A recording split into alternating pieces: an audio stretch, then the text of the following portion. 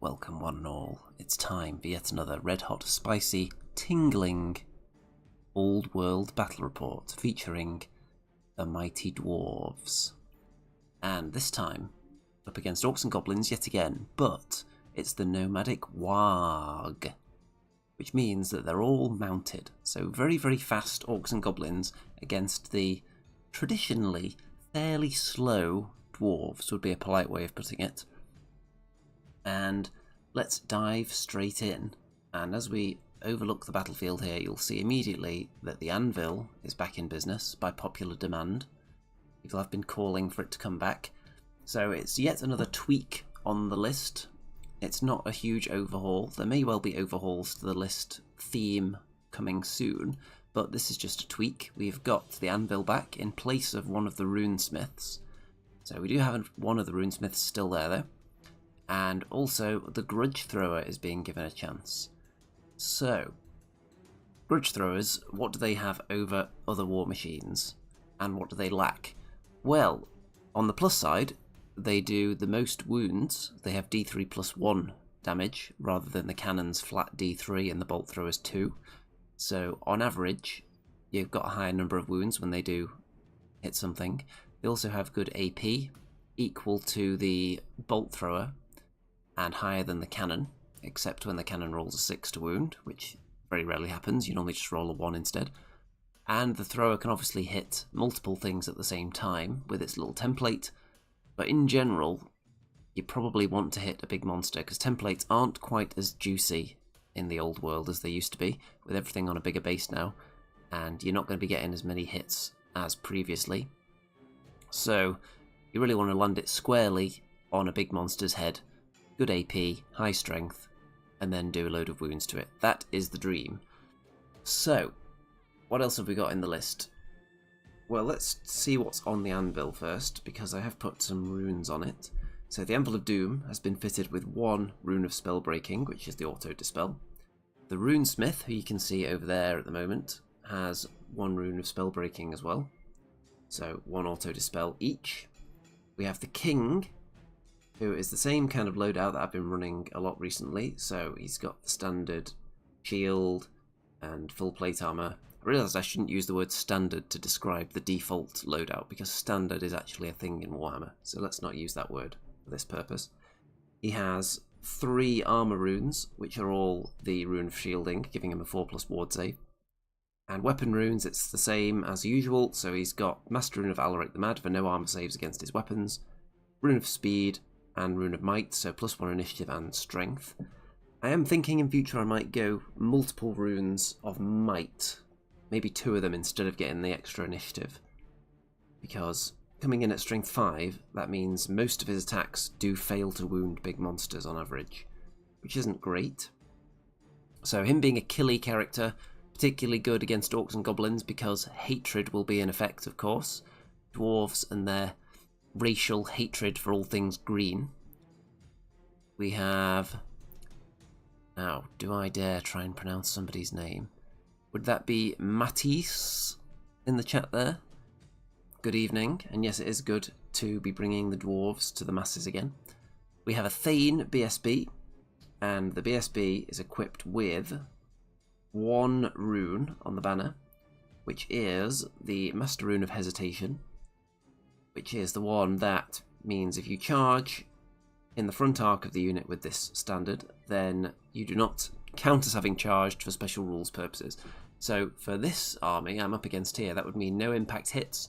They wouldn't be able to use cavalry lances or spears, and that would be quite significant, because almost everything over there is going to do impact hits. They're going to want to avoid my BSB at all costs. Then we have got in the core section 16 quarrelers and 16 rangers. Quarrelers here, rangers there, both with great weapons. The rangers also have shields and throwing axes. Then we've got 5 thunderers, the usual. I've been running this core for a little while now. Seems pretty good. It will need to be tweaked at some point as I go with different unit combinations. This is quite a shooting heavy core, and occasionally you will want to be taking from other sections of the list shooty units, such as special for more war machines, and then you'll maybe want to get combat units in the core.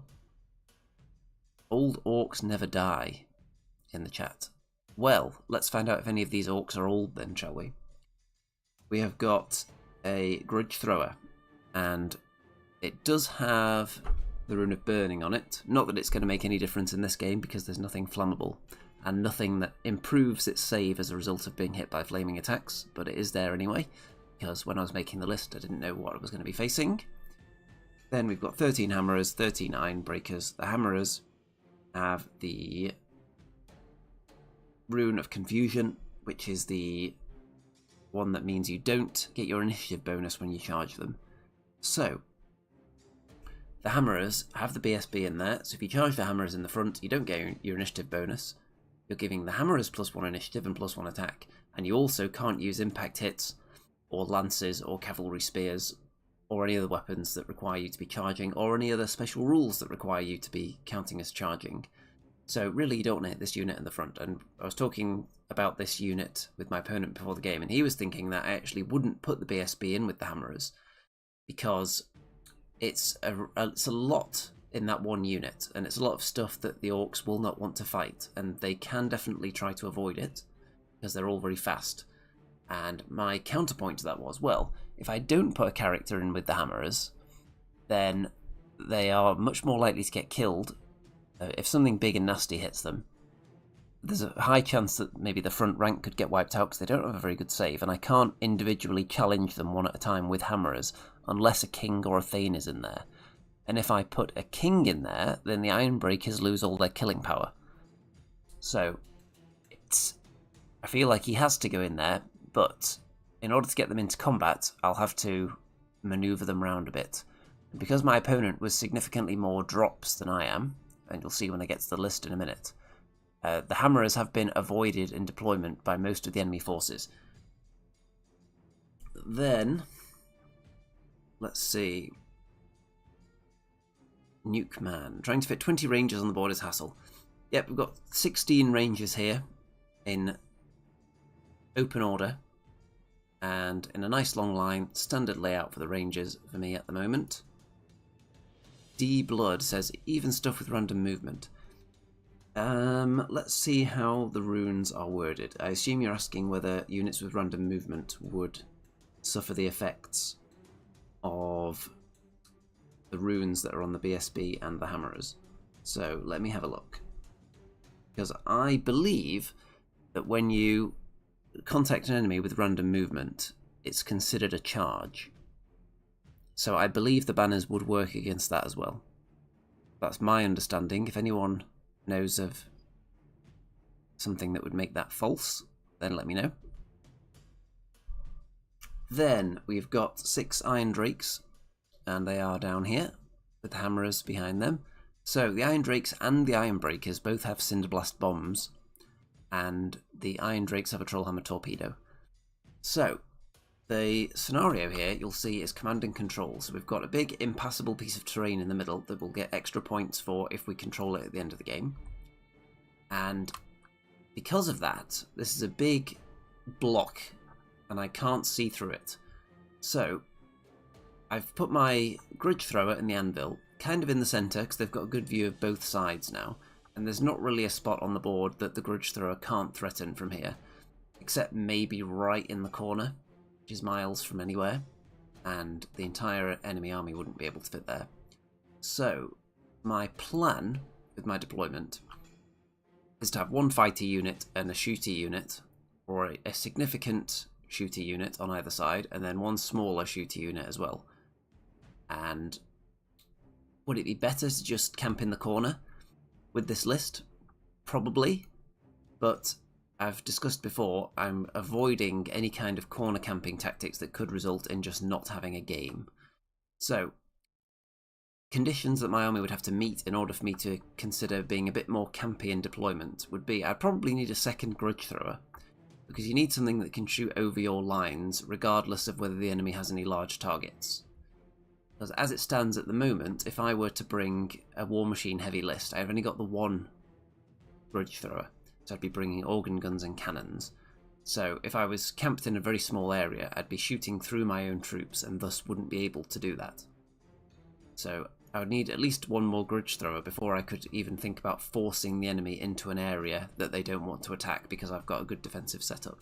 So I'm still going for this slightly more open deployment at the moment. Now, I think that this side of the opponent's army is looking a little bit weak. But what is in the opposing army, you ask? Well, let's go and have a look. So, we've got Squigburger in the chat. Good evening. We have got some orcs. We've got some orc boar riders. We've got one unit of, how many is this? 1, 2, 3, 4, 5, 6, 7, 8, 9, 10, 11, 12, 13. And one unit of 7. So, the unit of 7, actually they both have a different upgrade on them. Can't remember exactly off the top of my head what it is now. But you don't want to be charged by them, is the basic gist of it. I think they get even more bonuses on the charge because of an upgrade to the unit. So, really, the hammerers would have liked to have been facing off with them, but because I had to deploy the hammerers before these guys went down, they've put themselves on the opposite side of the table to the hammerers, but I do have a plan to counteract that, which I'll come to in a minute. Then we've got a shaman up there, level 4 orc shaman on a pig, and these are the spells that were chosen, not rolled for, just chosen because of the... what's the item even called that lets you choose your spells? I can't remember. But Oaken Shield, so 5+ ward save. Fireball, everyone knows what a fireball is. No AP, but it's scary against, let's say, my shooter units or my hammerers that don't have a very good save. Pillar of Fire is the real doom spell as far as I'm concerned. I've had very bad experiences against Pillar of Fire. However, only 12-inch range, so the enemy wizard usually has to come fairly close to you or cast it from far away and then move it towards you slowly. And when it does reach the dwarves, it can be quite potent because it does have AP. And AP of -2 is not to be sniffed at even for my more powerful units. It is a flaming attack, so things like Iron Drakes aren't particularly concerned because they're going to get a ward save against it. But it just does a good number of wounds. It's a very powerful spell.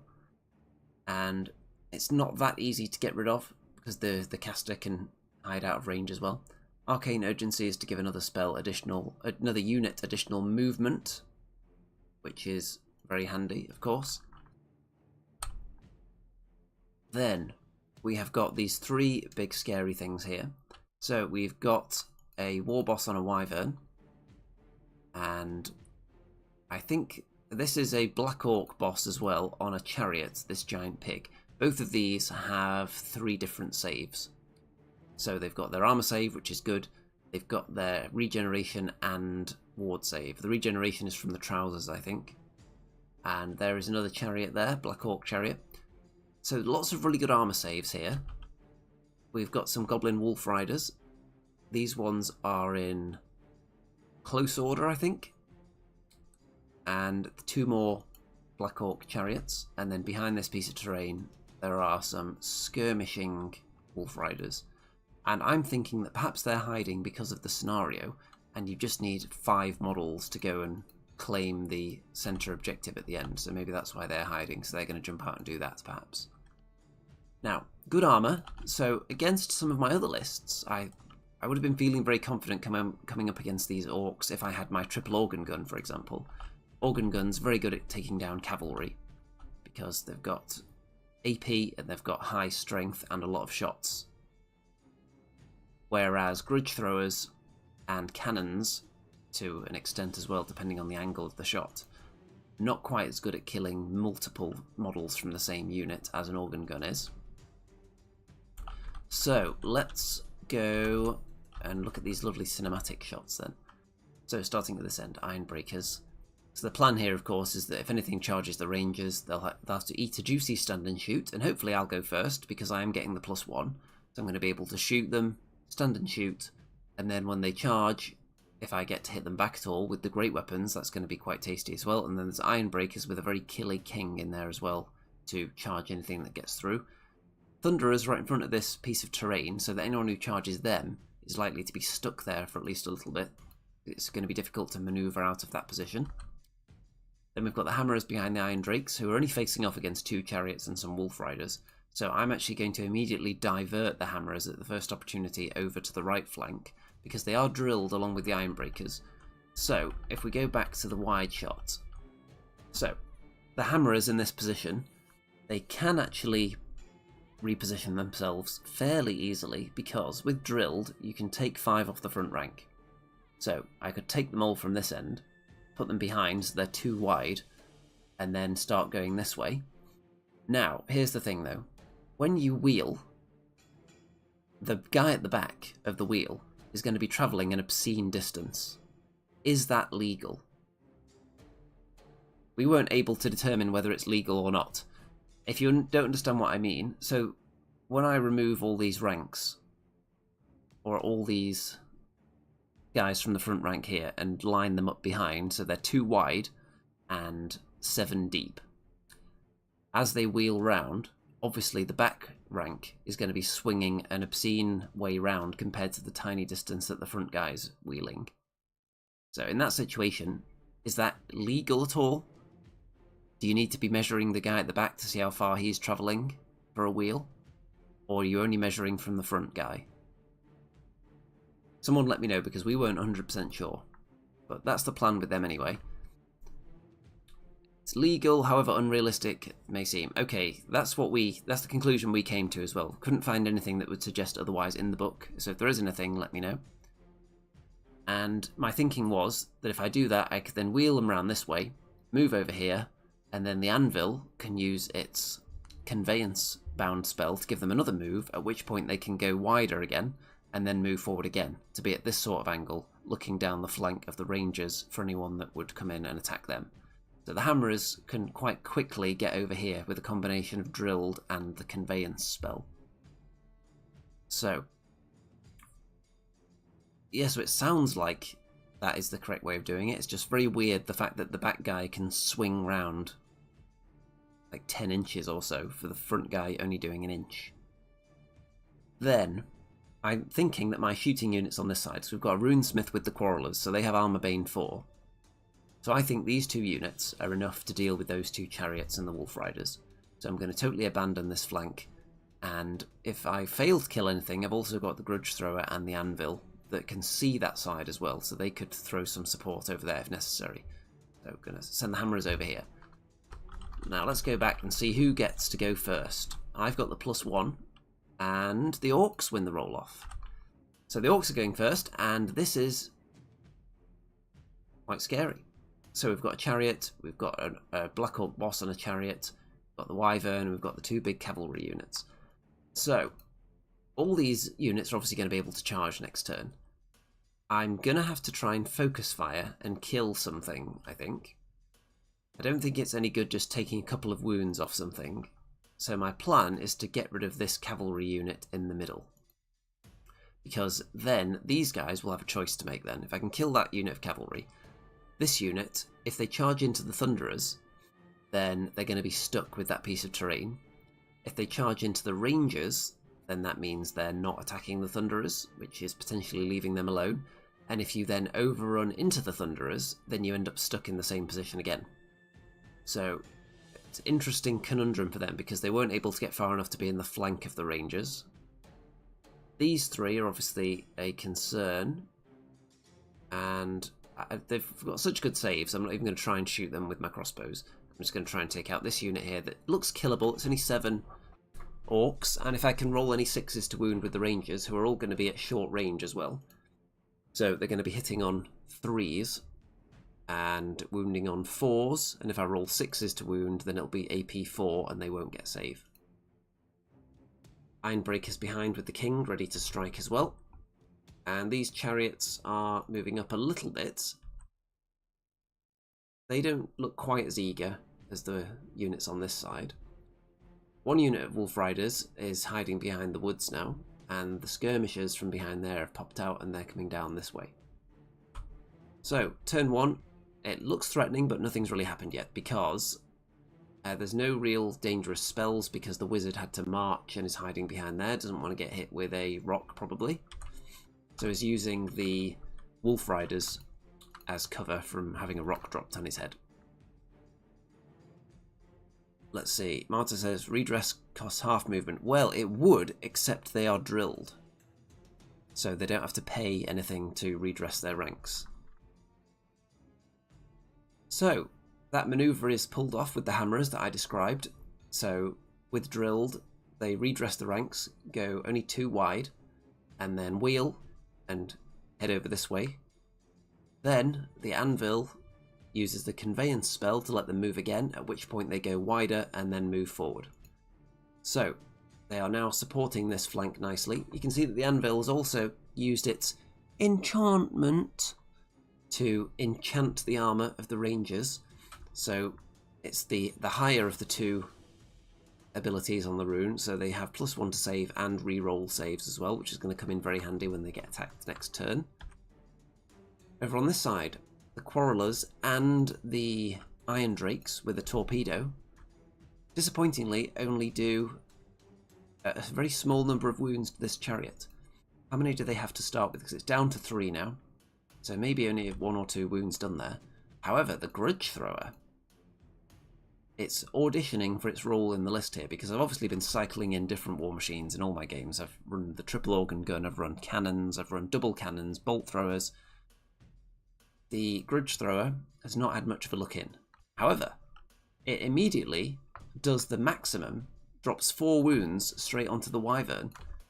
So it landed a direct hit, or it may have just scattered 2 inches in a direction that still landed on the base. And then wounded it.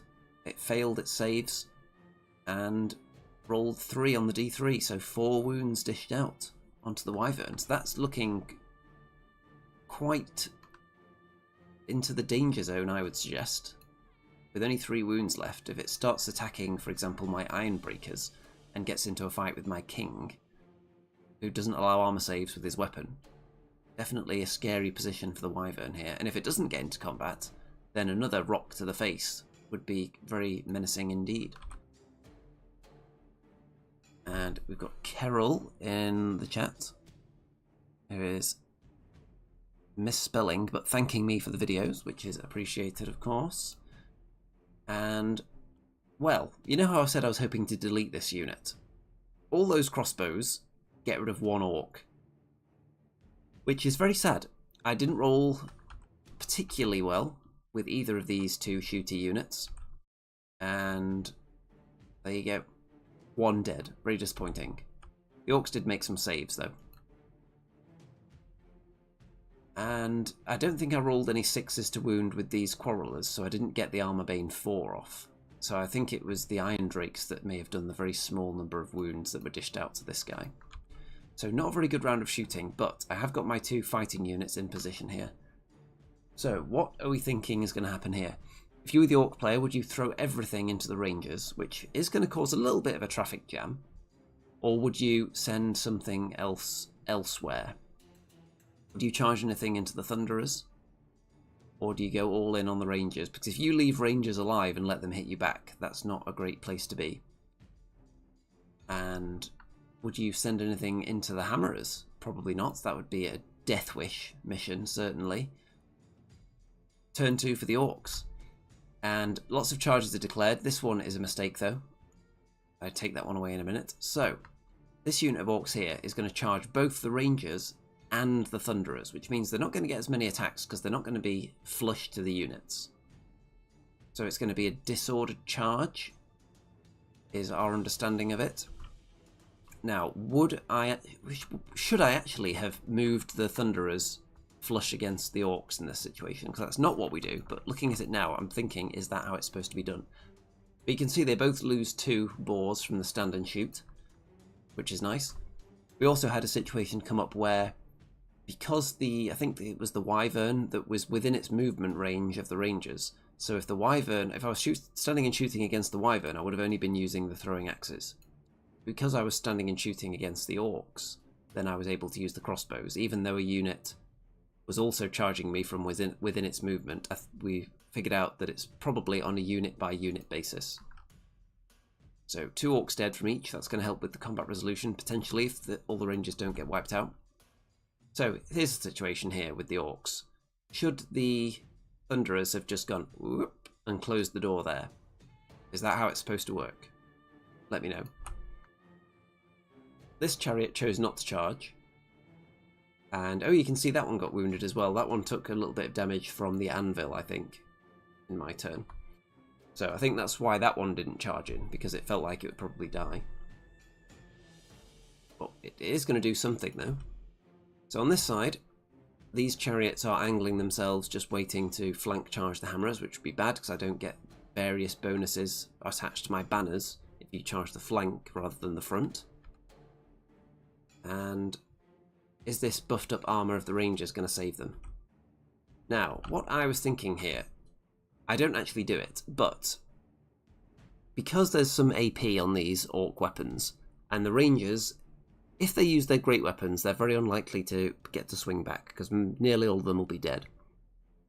Would you say it's worth choosing to not use your great weapons so you get to use the shields in this combat? Because they would then be on a 3-up save with the anvil's buff, re-rolling saves as well. And there's a lot of AP2 flying around, so they'd be on 5s re-rolling rather than 6s re-rolling, which is what they're going to be if you use the great weapons. So is it worth, in this situation, choosing to use hand weapons and shields, and as a result, not hitting back very hard, but you're way more likely to have some models left at the end? That's something I've been considering a bit lately with the Rangers, because there are times where they get hit by multiple units in the front like this, and the only way you can see that they might live is if you use the hand weapon and shield instead of the great weapon. But you get so excited with those great weapons, putting them up to strength 5, and you think, they're going to punch someone in the face. And you get carried away and don't really think about their survival first. So, this orc chariot positions itself here. Now, what I'm thinking now, these hammerers, because they're kind of jammed in there, unless all these units finish up where they are now. If I lose, let's say, these 5 rangers off the end and everything else is stuck there, then the hammerers would actually be very happy about that, because I could go even wider. I could put some more models over here. I could charge into this thing, and then if I overrun, I could then overrun into the Black Orc boss there, and the hammerers would be a good unit to hit him. However, if these guys manage to overrun and get out of the way, I may not be able to do that, so they may well be stuck here with this chariot that's not as important as this one. And my thinking was, though, with the hammerers, was it a bit premature of me to go wide with them? If I hadn't put them wide, let me go back and have a look. Would this guy have charged them perhaps? I don't think so. So I think I could have stayed narrow. Let's see. Oh, we've got another name that I am going to attempt to pronounce. Is this going to be... Surely it can't just be Wooter. That would be too easy to pronounce. Surely not. Let's see. The number of wounds you caused with shooting factors into the decision. I think it's worth it since you already got 4 wounds.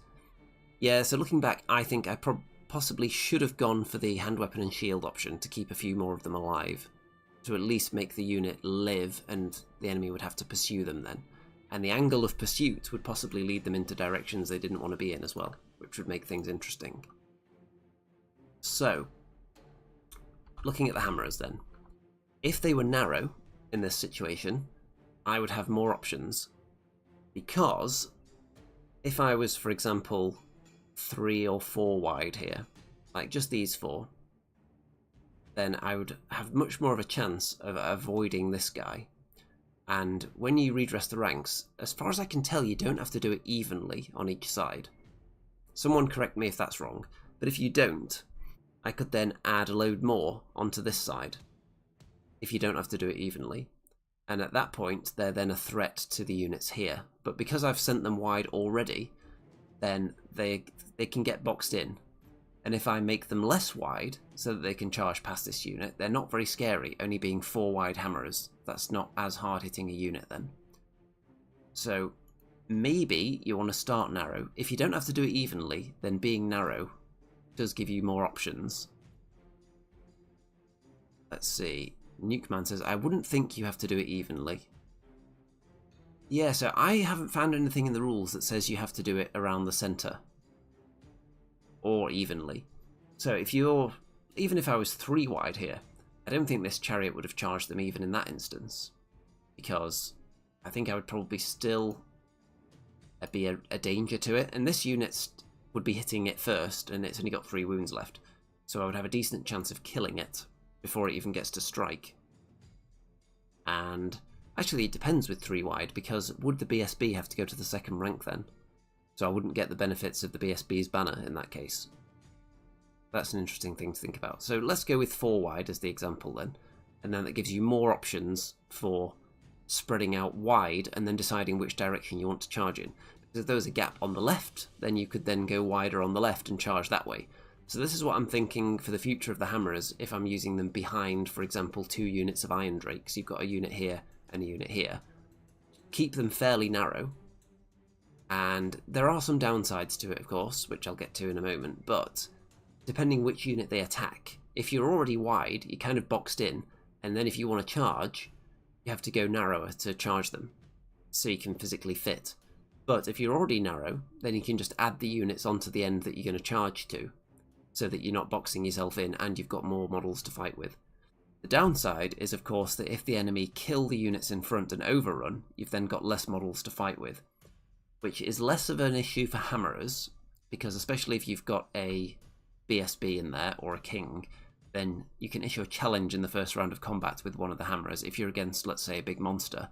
And then in the second round, because you're drilled, someone is probably giving ground or falling back in good order, and when you do that, you can then use the drilled to go wide as part of that move. So, I think there are shenanigans that can be pulled off with the hammerers, but that's one for the future, when I get more Iron Drakes painted, because I've actually got 10 on the painting table right now. So, let's keep going. The Orc War Boss, I do have to shut down some of his spells this turn, because otherwise there would be a flaming pillar.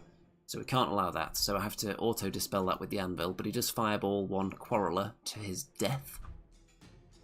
And all the rangers are dead. And nice upside-down picture there. The Thunderers die as well, but this unit is stuck and jammed into that spot now, and you'll see the weird manoeuvres they have to go through to get out of this position in a minute. Greetings from Sweden, nice to have live broadcasts in my own time zone for a change. Well, isn't that just wild? Yeah, so most of the broadcasts that I do on Fridays from the battles that I play on the Thursday night, either between this time or sometimes they're a bit later as well, I suppose. But generally around this sort of time on the Friday is the battle report time. And at the moment it is entirely Old World. But when Age of Sigmar 4 comes out, I'm sure I'll sprinkle in some Sigmar games in there as well.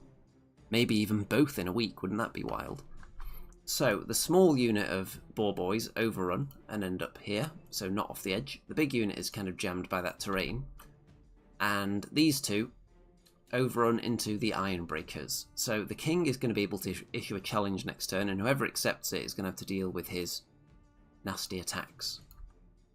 Now, because the Rangers didn't really get to attack back, then that means we didn't get to use the Hatred yet, which is sad. So, Hammerers, kind of boxed in here. What am I going to do with them? Now, if, like I described earlier, this unit was narrow at the moment, I could then go wider in this direction and potentially charge this Black Orc boss on Chariot there and turn the tide of this combat, most likely.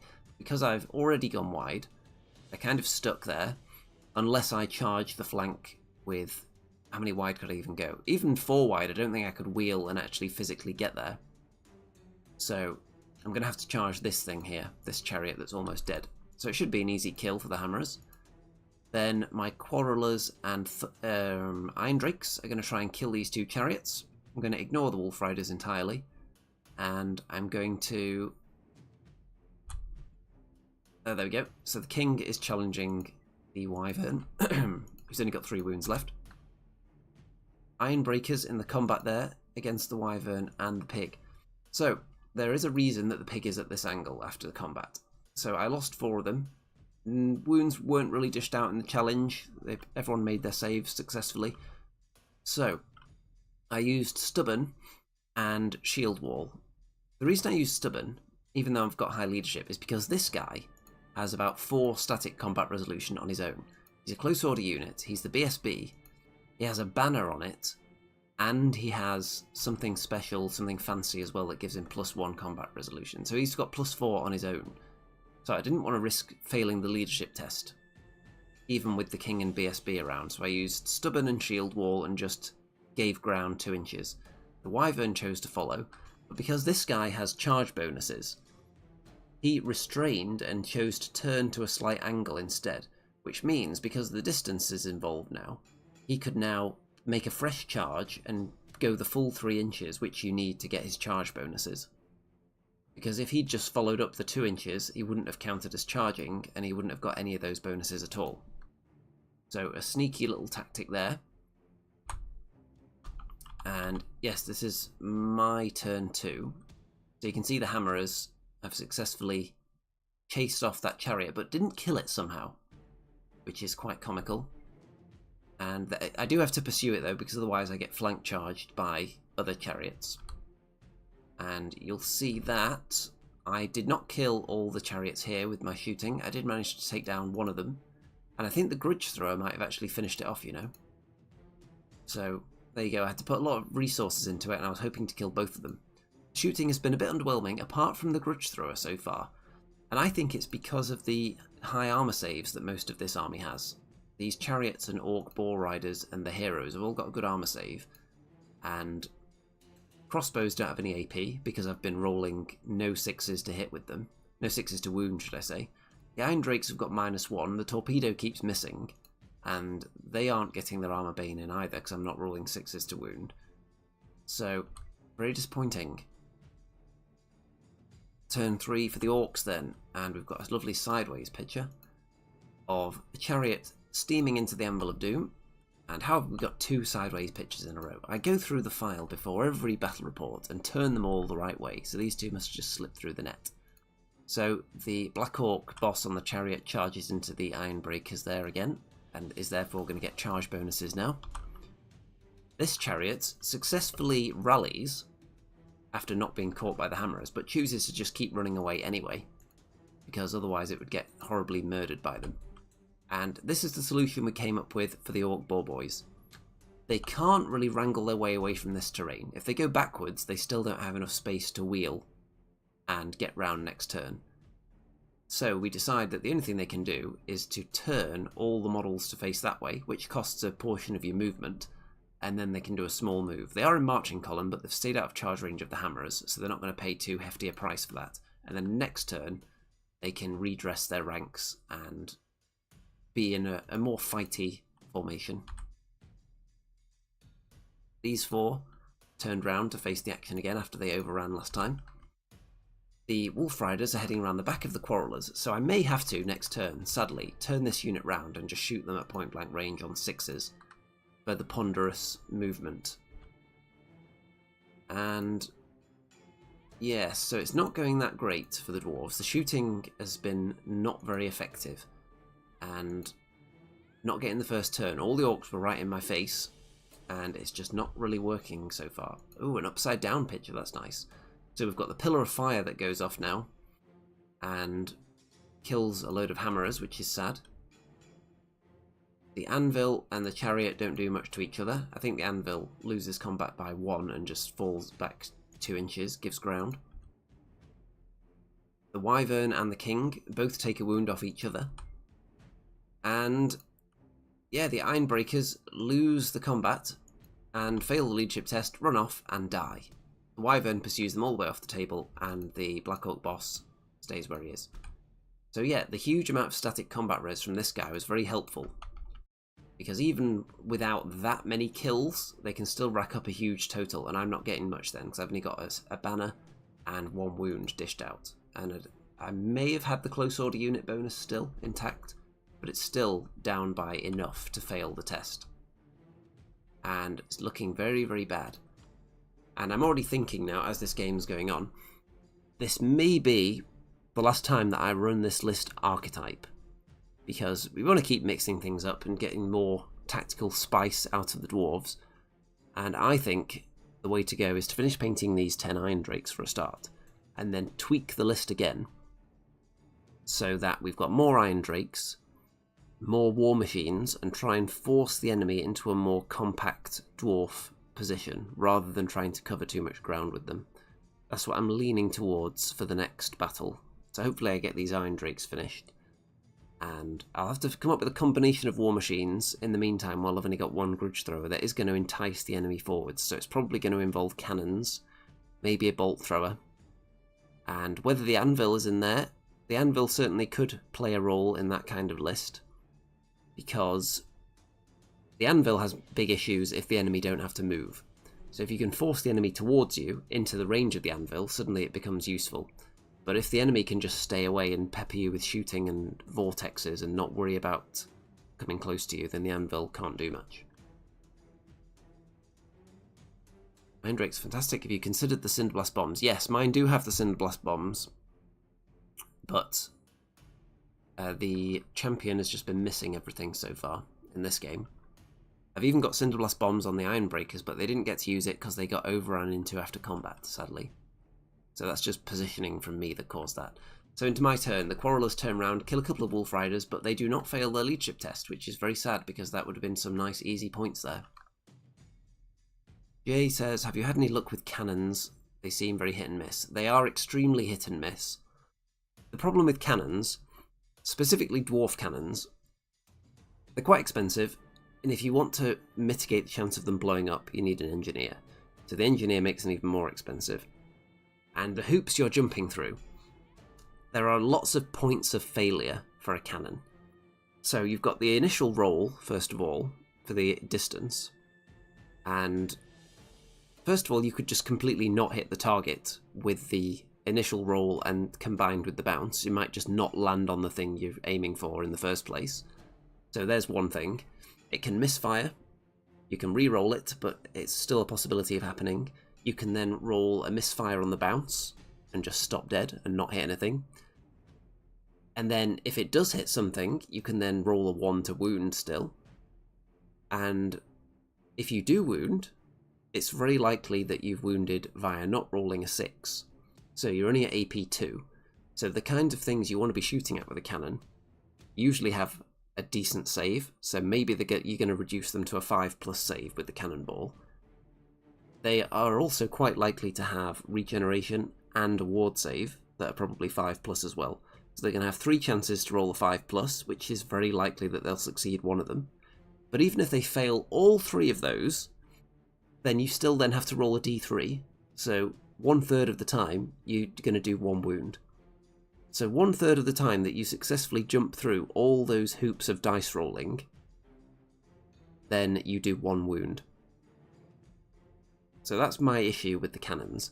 The Empire cannons are drastically different because d3+1 makes a huge difference, and the Empire Engineers are much more worthy of just being in the list in the first place. You get much more value out of them because you can use them for other things, such as adding their ballistic skill to volley guns. So having an engineer doesn't just flat increase the cost of the cannon, it's a shared cost spread around multiple things. Whereas in the dwarf list, if you take an engineer with organ guns, for example, you can reroll one of their number of shots dice, but you can't use them for ballistic skill, and it's possible that the organ guns that you're running might not need to roll the dice again anyway. So your engineer just stands there doing nothing some of the time. You don't have a guarantee out of him, really. And I find that very sad that dwarf engineers are less potent than Empire engineers. It's an insult, it's a slap in the bearded face. Anyway, turn 3 for me. So we've got more combat between the chariot and the anvil. The grudge thrower takes a shot and lands on this chariot that's running away with 1 wound and rolls a 1 to wound. Wow, wow, wow. So it hits with a direct hit and then rolls a 1. So that is War Machines in a nutshell there. Cannons, they're very expensive for their potential. So it's not purely the damage they can do though, because they're still a good tool to draw the enemy towards you. Because they do give you higher range than most of the other weapons in the dwarf list. And in certain matchups as well, depending on positioning, if you come up against big hordes of units and you've got the chance to fire a cannonball through multiple ranks, you can get good value out of them that way, but those aren't that common at the moment. You're not going to see very deep units of like heavy infantry. And even if you do, the things that you really struggle to kill are the things you want to hit with cannonballs, which are the big flyers and big monsters. So you're paying extra for the possibility that a cannon can shoot through 5 Chaos Knights, for instance, but that's not the thing that you ideally are going to be shooting at anyway. So you're paying more for their versatility, even though you can't use all of it at once. My Iron Drakes are making a beeline for the centre, because they might be needed there to score some points at the end, and also there's nothing for them to shoot at down here at the moment, because everyone was in combat. The Hammerers turn to face this way, so the big pig boss doesn't just charge into their flank and murder them. And yes, underwhelming is the name of the game at the moment. The Hammerers lose some more to the Flaming Pillar, which I can't do much about at the moment. Got a couple of boars, or 4 of them to be precise, charging into the Anvil, who's already locked up in combat. The Wolf Riders charge into the Grudge Thrower, because they fail their impetuous test and they have to declare a charge, but they realise actually it's a long option, but they go for it anyway, and they do reach it. So let's see how this goes.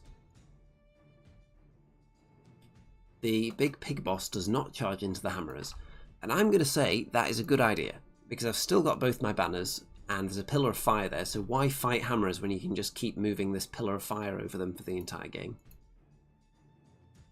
I see no reason to even fight them when you can just do that. So yeah, pillar of fire, very powerful spell, especially if you move forwards at all away from your dispelling units. So this kind of thing is what encourages dwarves even more to castle up, because as soon as you advance beyond the range of the anvil, the wizard can cast spells at you out of the anvil's dispel range, and you're then stuck getting repeatedly damaged by a vortex. So it's sad times, unless you send a runesmith out with the Hammerers, which is expensive. And even then, how many auto dispels are you going to put on that runesmith? Because this is your fighting unit. So ideally you want them to be in a fight, at which point you can't use those dispels. And as a result of that and fireballs, we are now down to just the BSB. The anvil is killed. The Grudge Thrower is not, though, which is nice. And then in my turn 4, so we're running out of units here. Everyone turns around and starts blasting away, doing a few more wounds to a chariot, but not enough, very sadly. Then, what do you think about this? So the Grudge Thrower crew beat the Wolf Riders in combat, and that is the flee roll with Swift Stride for the Wolf Riders, and that is the pursuit from a Grudge Thrower. So a war machine being pushed along runs down the Wolf Riders. So the dwarves have finally killed something. Turn 5 for the orcs, and just more manoeuvring around. They don't really need to do much at this point. And turn 5 for the dwarves. Shooting away. Mostly ineffective shooting. Kill a couple of orcs, but not enough. Turn 6 for the orcs. It's blasting through it now, because there's not much going on. 4 boys into the Grudge Thrower.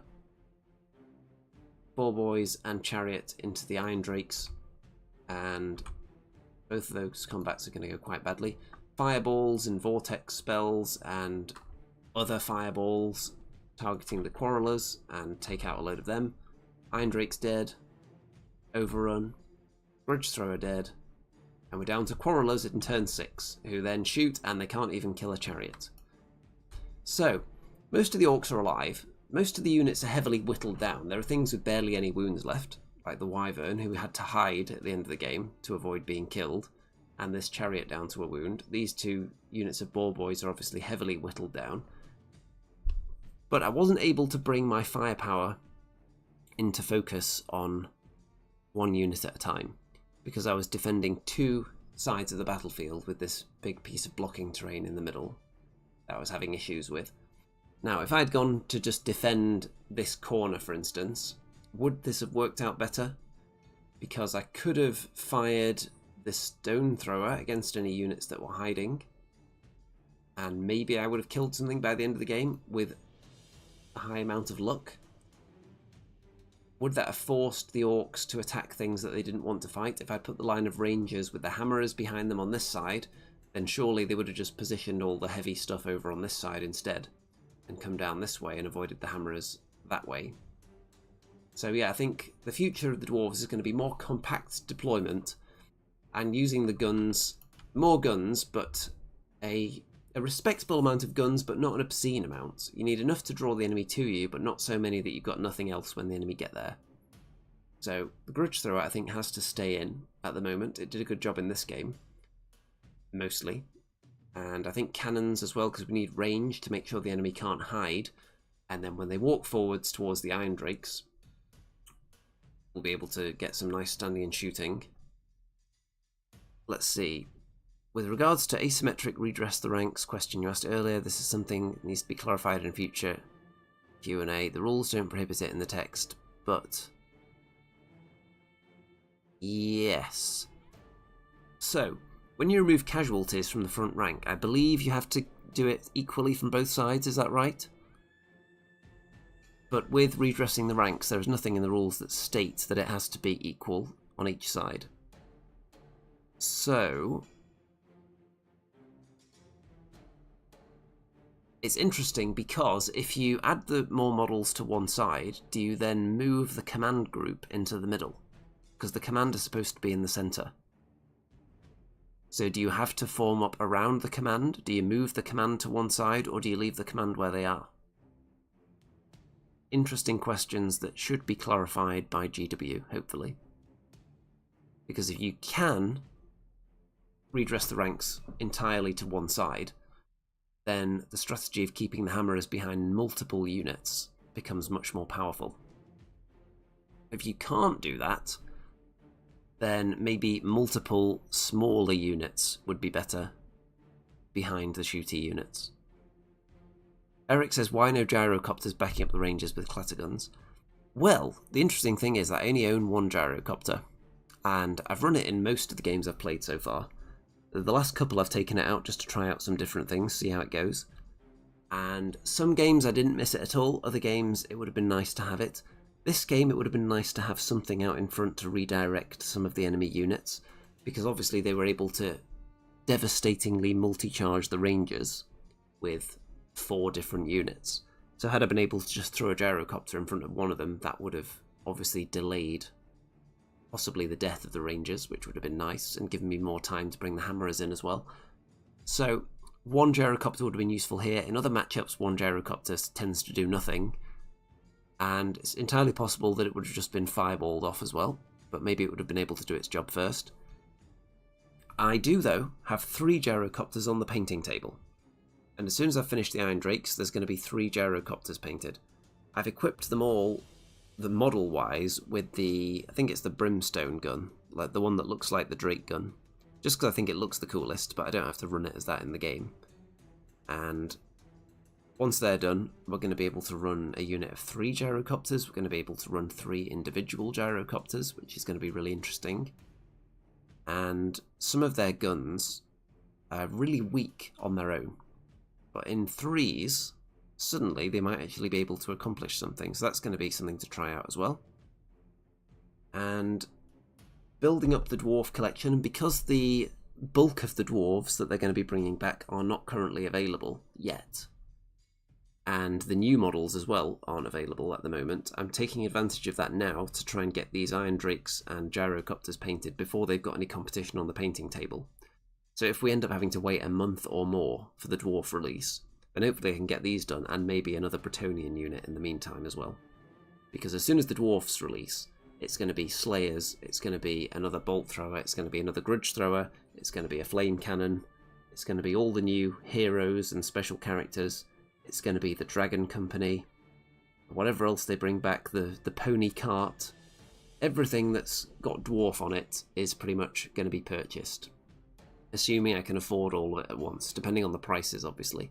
If they bring the king on shield bearers and on his own he's £800, then I may have to pause for thought there. But should be in a decent position because I've been holding off on spending too much money. I even went to the UK Games Expo and only spent, let's see, how much was it? It was about £8 I spent at the UK Games Expo, despite being surrounded by games and miniatures all day. So I'm definitely keeping money in reserve for the Dwarf Fund.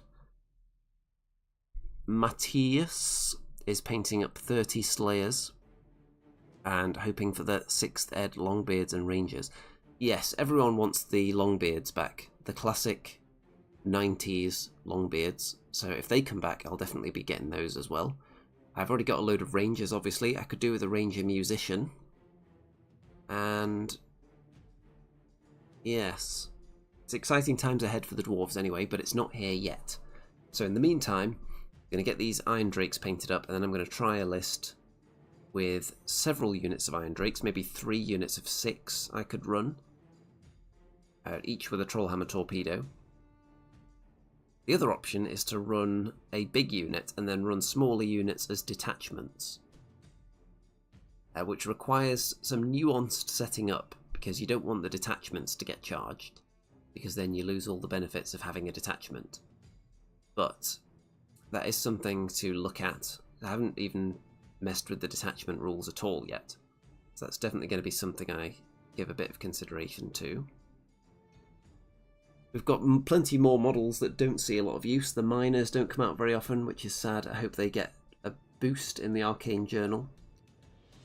I've only been using a small minimum sized unit of Thunderers for a while now, but I did feel the pinch of not having enough AP in this game actually, with the armor saves on the Orcs, so Thunderers would have been nice here. The issue is that they lack the range of the Quarrelers, so in some matchups they're not ideal. In this game it would have been great if I'd had Organ Guns and Thunderers. They would have been perfect for this match. But you can't make a list that's going to pulverise everything, sadly. You just have to do your best to give yourself a chance against everything, which is about the best Dwarves can do at the moment. We don't have any game-breaking tricks right now, and we'll see if we get any in the book though.